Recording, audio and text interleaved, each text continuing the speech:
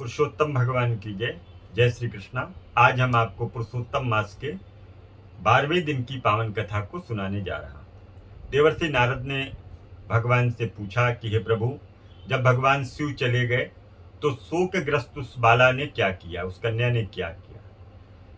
श्री नारद जी ने कहा कि नारायण ने नारद जी से कहा, इसी प्रकार से पांडुपुत्र युधिष्ठिर ने भगवान श्री कृष्ण से पूछा था और भगवान कृष्ण ने युधिष्ठिर को जैसा उत्तर दिया था वही मैं आप लोगों से भी कहता हूं। आप लोग ध्यान पूर्वक इसको श्रवण कीजिए। भगवान श्री कृष्ण कहते हैं, राजन, शिव जी के जाते ही उस बाला का तेज नष्ट हो गया और इससे वह बहुत डर गई। उसकी ऊंची ऊंची श्वास हो गई, बड़ी तेजी से वह श्वास को लेने लगी और आंखों से उसके आंसू गिरने लगे, जल टपकने लगा आंखों से। उस तपस्विनी बालिका के हृदय में अग्नि की ज्वाला भी बड़ी तेज से दहकने सी लगी।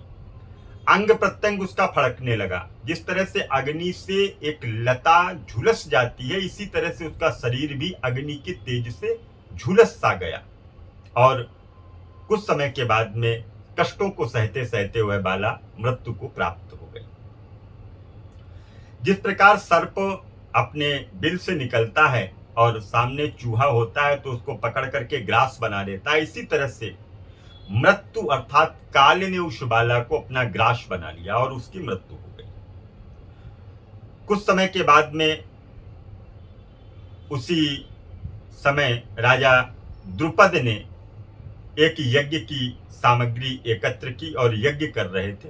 तो होता क्या है, यज्ञ के उस जलते हुए कुंड से वही बाला सोने की क्रांति के समान दमदमाती हुई, चमकती हुई प्रकट हुई और जिसका नाम द्रौपदी रखा गया। द्रौपदी नाम से वह बाला विख्यात हो गई। इस द्रुपद राजा ने मत्स्य वेद करके स्वयंवर में अनेक राजाओं और भीष्म कर्ण आदि को निस्तेज करके अर्जुन ने उसको प्राप्त किया था और कानों में सूल के समान लगे क्रूर वचन कहते हुए दुष्ट दुशासन ने उसकी चुटिया को पकड़ करके उसको खींचा था।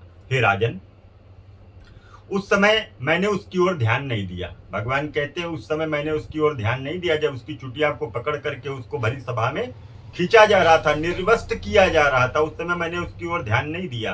क्यों ध्यान नहीं दिया? क्योंकि इसने पूर्व जन्म में पुरुषोत्तम मास की अवहेलना की थी। किंतु जब उसने प्रेम से मुझे बार बार पुकारा कि हे गोविंद, हे गोपीजन, हे प्राण वल्लभ, हे पुरुषोत्तम, आप मेरी रक्षा करें, तो दीनबंधु भगवान प्रसन्न हो गए और मैं उस दुष्ट दुशासन के हाथ में पड़ गई हूं। हे प्रभु, आप आकर के मेरी रक्षा कीजिए। क्या आपको मालूम नहीं है? कृष्ण बोले, इस प्रकार कष्ट में पड़ करके द्रौपदी ने जब मेरी शरण को ग्रहण किया, मैं उसे भुला चुका था। उसकी प्रार्थना को सुनकर के गरुड़ पर सवार होकर के मैं वहां पर शीघ्र ही पधारा और परिपूर्ण होकर के वस्त्रों से उसको परिपूर्ण कर दिया। लज्जित हो रही उसकी लज्जा को मैंने बचा लिया। इतना होने पर पुरुषोत्तम मास की अवहेलना में उसकी तरफ उदासीनता रहता, क्योंकि पुरुषोत्तम मास के विरोधी को मैं गिरा देता हूं। इसीलिए अब आगामी पुरुषोत्तम मास की तुम सेवा करो। 14 वर्ष पूरे होने पर तुम्हारा कल्याण होगा। भगवान कृष्ण ने उससे ऐसा कहा। भगवान कृष्ण ने पांडवों को धीरज बंधाते हुए आगे पांडुपुत्र द्रौपदी के बाल जिन्होंने खींचे हैं, उस दुष्टों को, स्त्रियों को मैं केश विहीन करूंगा। तुम दुर्योधनादि पापी राजाओं को यमपुर भेज करके राजाओं को दंड देकर स्वयं राजा होगे। जो मेरे भक्तों को कष्ट देते हैं, दुख देते हैं, वह मेरे भक्तों को नहीं बल्कि मुझे ही वह कष्ट प्राप्त होता है। मैं उस दुष्ट की ओर देखता तक नहीं हूं, उसे यम दूत दंड देते हैं। भगवान कृष्ण ने इस प्रकार से द्रौपदी और पांडवों को समझाया और द्वारिका जाने की इच्छा करने लगे। हे राजन, द्वारिकावासी मेरे विरह में व्याकुल हो रहे हैं, अब मुझको द्वारिका जाना चाहिए। भगवान श्री कहते हैं, भगवान श्री कृष्ण को इस प्रकार के कह करके चलने को जैसे ही उद्यत हुए, तैयार हुए, गदगद हो पांडव बोले, हे जनार्दन, आप हमारे जीवन दाता हैं, आप हमारी रक्षा करो। हे जगतपते, हमें कहीं भुला न देना, हमारे चित्त रूपी भ्रमरों में अपने चरण कमल को स्थान देना। यही हमारा जीवन है, आप ही हमारे आश्रय हैं।